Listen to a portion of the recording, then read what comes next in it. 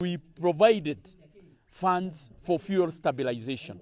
We also provided funds, for fertilizer.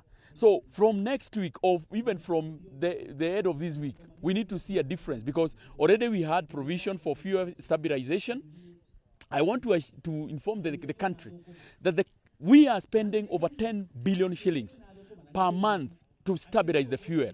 If we let the market forces, to play, yeah, it means that a liter will cost over 160 shillings.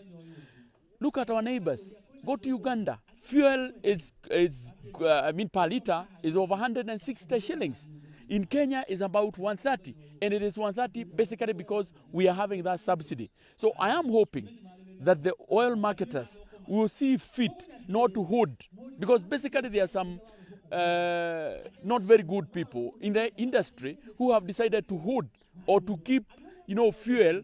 Instead of releasing the fuel, they are keeping it in their stores. And we also want to ask the government and all the relevant agencies to be on the lookout for any oil marketer who is flouting the rules and regulations that have been set.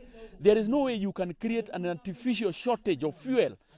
We have been told by Kenya Pipeline that we have enough fuel to last this country for the next 3 months. So why would we be in a situation whereby there is fuel shortage?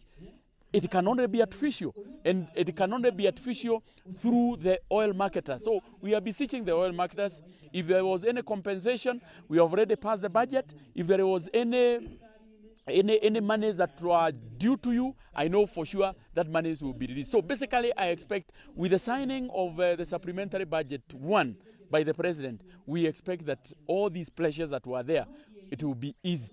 And I have no doubt in my mind that before the end of the week, you definitely see a change.